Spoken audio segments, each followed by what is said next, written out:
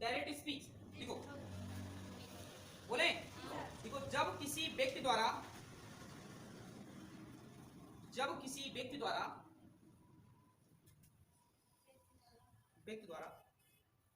कही गई बात को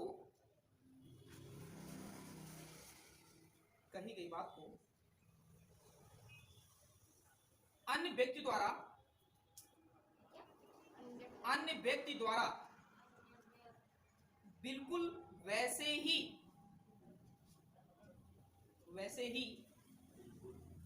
प्रस्तुत किया जाता है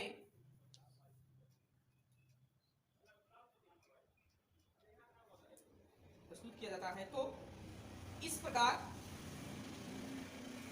के कहने के ढंग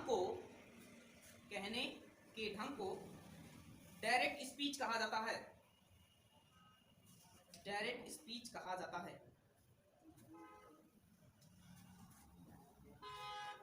ठीक है, डायरेक्ट स्पीच कहा जाता है। ठीक है, फॉर एग्जाम्पल लिखो, Krishna said comma double inverted comma, ऐसे लिखना है। Krishna said comma double inverted comma, हो गया। I am a teacher.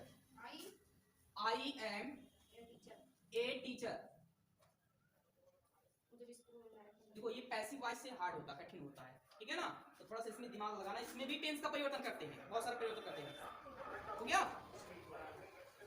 अब उस लाइन के इसी के नीचे जस्ट लिखिएगा, बोले देखो डायरेक्ट स्पीच में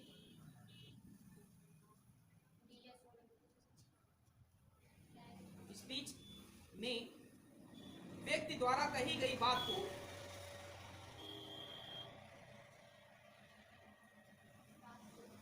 को इन्वर्टेड कामा के अंदर लिखा जाता है।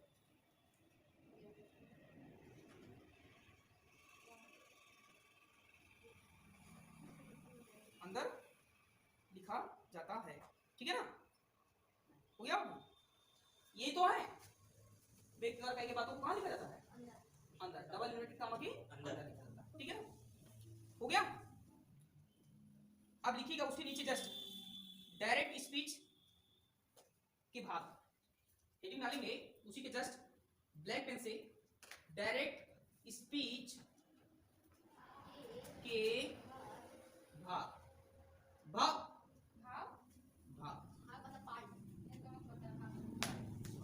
हो गया। तो डायरेक्ट स्पीच कितने भाग होते हैं? कितने भाग होते हैं? कितने भाग होते हैं? 5 भाग, 2 भाग होते हैं। कितने भाग होते हैं? 2। अब लिखिएगा, एडिंग हो गया ना बाबू, सुंदर पेन से लिखिए ना। हाँ, उसी के जस्ट नीले पेन से लिखिएगा। देखो डायरेक्ट स्पीच के मतलब प्रत्यक्ष कथन, है ना। डायरेक्ट स्पीच मतलब प्रत्यक्ष कथन, हो गया। डायरेक्ट स्पीच के निम्नलिखित 2 भाग होते हैं। निम्नलिखित 2 भाग होते हैं। नंबर 1 लिखिएगा, reporting work. Reporting work, REPORTING, reporting work.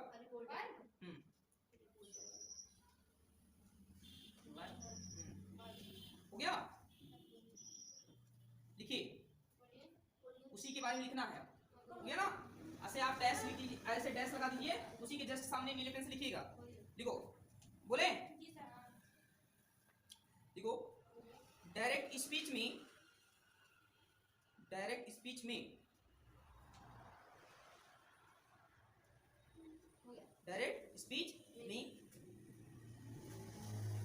Double inverted comma ऐसे लगा, डबल इन्वर्टेड कामा हो गया। ऐसे लिख लीजिए, ये हो गया डबल इन्वर्टेड कामा, हो गया। से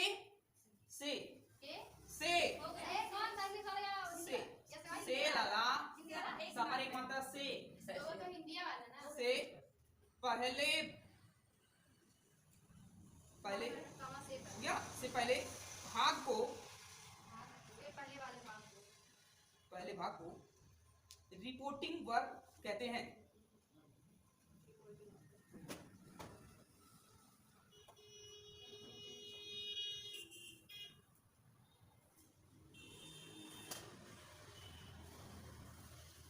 हो गया हो गया। हाँ अब देखो इसमें मुझे बताओ रिपोर्टिंग वर्ब कहाँ है? हम ये है, ये पूरा ये भाग रिपोर्टिंग वर्ब कहलाता है। ये पूरा भाग रिपोर्टिंग वर्ब और ये रिपोर्टेड स्पीच होता है। हाँ वर्ब तो ये हो जाएगा हमारा रिपोर्टिंग वर्ब, ठीक है ना। अब हेडिंग डालेंगे, मैंने कौन सा बताया था आपको? रिपोर्टिंग वर्ब बताया था। अब से हेडिंग डालेंगे reported speech.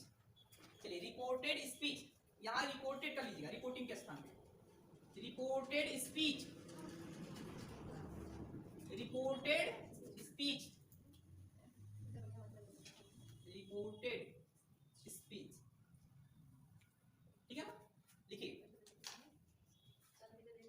Double inverted comma, ऐसे लगा लीजिए, तुरंत लिख लीजिए डबल इन्वर्टेड कामा। नहीं, डबल इन्वर्टेड कामा लिखो, डबल इन्वर्टेड कामा हो गया के अंदर, के अंदर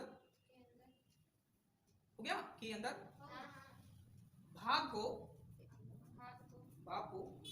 रिपोर्टेड रिपोर्टेड वर्ब कहते हैं।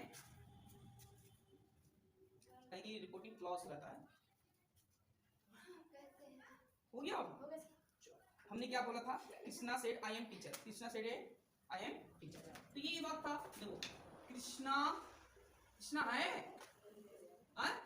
Said I am a teacher, ये ना बोला। देखो अब देखिए मैंने कहा था डबल इन्वर्टेड कामा, ये डबल इन्वर्टेड कामा है कि अंदर वाले भाग को क्या बोलते हैं? Reported speech, reported speech. आइए हमारा कौन सा होगा? Speech reporting verb.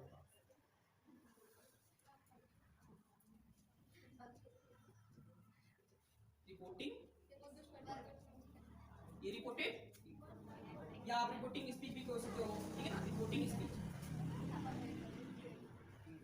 ये रिपोर्टेड स्पीच वर्ब भी लिख सकते हैं, स्पीच भी लिख सकते हैं।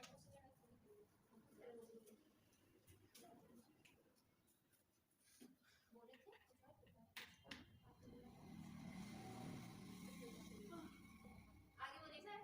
अरे बाप रे बाप, नहीं लगा सुबह पढ़ा 8 बजे आए थे।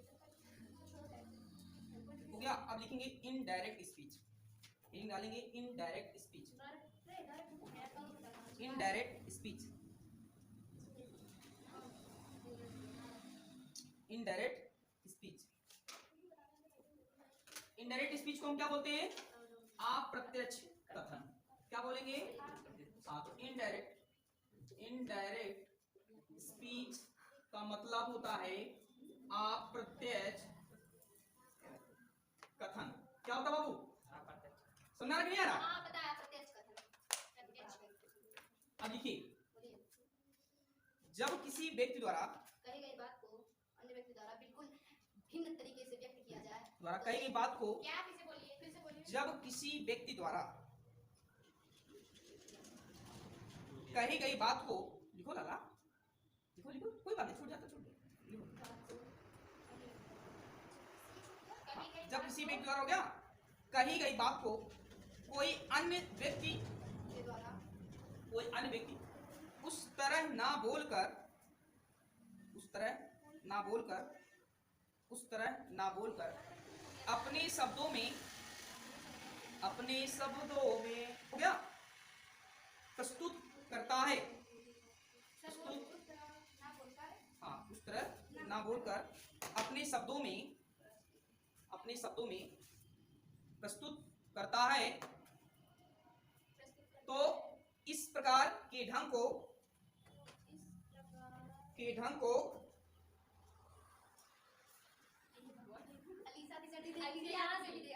ढंग को इनडायरेक्ट स्पीच कहते हैं।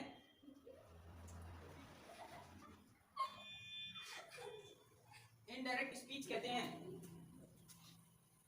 हो गया? चलो, तो बाबू जब डायरेक्ट से इनडायरेक्ट में बदला जाता है, एक बार फिर से repeat जब डायरेक्ट से इनडायरेक्ट में बदला जाता है तो टेंस में भी परिवर्तन होता है, टेंस में भी परिवर्तन होता है। उसके साथ साथ डबल इन्वर्टेड कामा को हटाया जाता है, ठीक है ना? सेड टू को टोल्ड में बदला जाता है, सेज टू को टेल्स में बदला जाता है। इस तरह से बहुत सारे चेंजिंग हम लोग करते हैं उसमें, ठीक है ना? जब डायरेक्ट से इनडायरेक्ट। ये ध्यान देना है कि पैसिव वॉइस से एकदम अलग है, पैसिव वॉइस से एकदम अलग है। अब बच्चे पैसिव वॉइस पढ़ चुके हैं, तो जैसे ही नरेशन के बारे में अब हम धीरे धीरे सिखाएंगे तो वो पैसिव वॉइस उनको कंफ्यूज करेगा।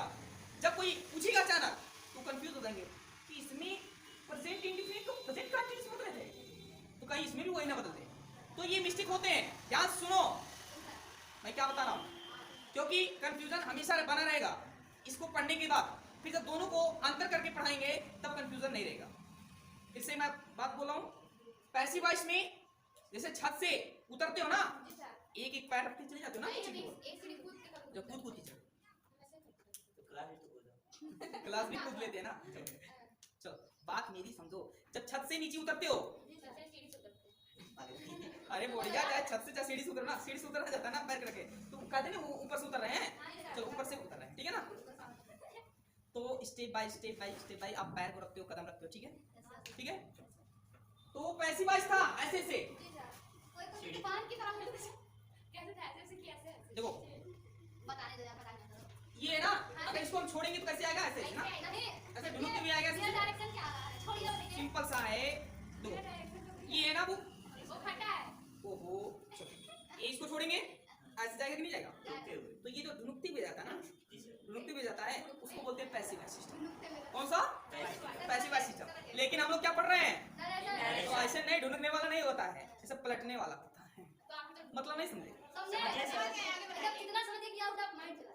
इधर से जब जाएगा सीधे सीधे से ढुनुकते हुए, पैसिव वॉइस होगा। जब ये पलटेगा इधर मतलब टेंस में परिवर्तन होने के लिए मैं सिखा रहा हूँ कि जो प्रेजेंट इंडेफिनिट प्रेजेंट का जितना भी भाग होता है सब किस पे जाता है? पास्ट में। ये तो पता है, प्रेजेंट का प्रेजेंट का पास्ट में जाता है। कहाँ जाता है? हाँ? तो उसमें कहा गया था, उसमें इंडेफिनिट का कंटीन्यूअस में जाता था, प्रेजेंट में ही रहता था। मैंने कहा ना पैसिव वॉइस में वही तो सर पैसिव वॉइस में बदला जाता है। उसमें प्रेजेंट का प्रेजेंट में था, इंडेफिनिट का कंटीन्यूअस वो अपने घर ही में जाता है, और इसका प्रेजेंट का पास्ट में जाएगा। हाँ। इसका हाँ, ये प्रेजेंट वाला तो पास्ट में भाग जाएगा, सुनला? तो क्या लिखे हो? अच्छा इसका एग्जांपल लिखो, लिखो Rohan said to his father. Rohan, हाँ रोहन, अब हम बताएंगे ना तो लिखना सेड टू हिज फादर और हो गया comma double inverted comma double inverted comma I want to purchase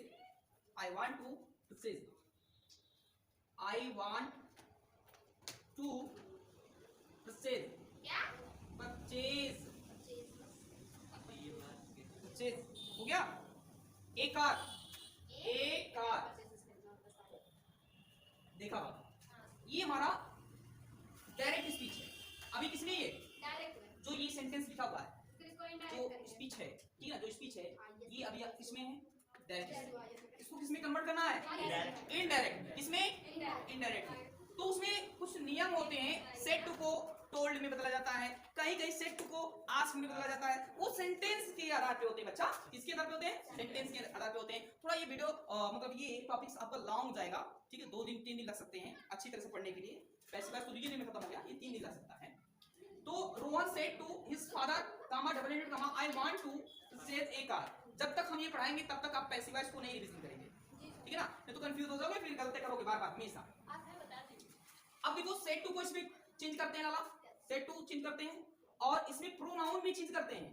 क्या चेंज करते हैं? प्रोनाउन चेंज करते हैं। जो डबल इन्वर्टेड कामा वाला भाग होता है उसको हम क्या बोले थे?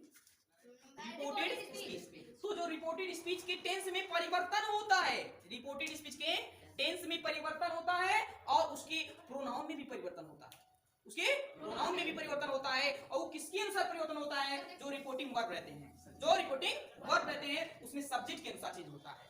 अब देखिए person, first person, second person, third person आता है ना, मैं तुमसे उनके बारे में कह रहा हूं, कौन कह रहा है? मैं। तो मैं की इंग्लिश आई फर्स्ट, मैंने बोला, यू तुमसे, यू सेकंड पर्सन, उसके बारे में ही, सी, दे, है ना। तो ये सब थर्ड पर्सन हो गए। कौन सा पर्सन हो गए?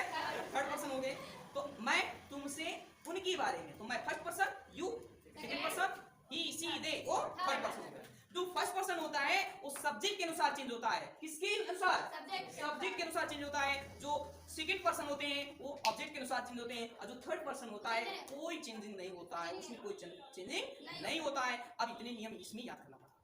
जब हम सेंटेंस आपको पढ़ाएंगे अफर्मेटिव और इंट्रोगेटिव का, ठीक है ना, तब भी उसमें भी प्रॉब्लम्स आएंगे, ठीक है ना, उसको भी याद रखा जाता है। कब कॉमा डबल इनवर्टेड कॉमा को, कब हम इफ लगाएंगे, कब दैट लगाएंगे, वो भी सब नियम होते हैं, ठीक है ना। और कब सेड टू को टोल्ड में बदलेंगे, कब हम आस्क्ड में बदलेंगे, वो भी सब नियम होते हैं, ठीक है ना।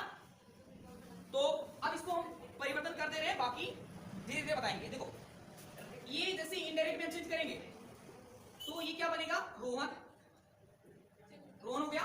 सेड टू को मैंने कहा किसमें? टोल्ड हिज फादर, क्या? His father. इधर देखो ध्यान से, comma double inverted comma change होगा दैट में। अब देखो I want to purchase a car, I want to purchase two car, ये किसमें है? इसमें अफर्मेटिव। क्या किसमें? आप क्या चीज पूछे पहले ये बताइए। मतलब है ये I want to purchase a car किस टेंस में है? नहीं प्रेजेंट में नहीं है। ए रुको, ये सारे अरे नहीं जी, पता है किसमें है? पास्ट में है। क्या हो गया? पास्ट, इसमें और भी आगे बढ़ेगा। पास्ट में है सर जी। रुको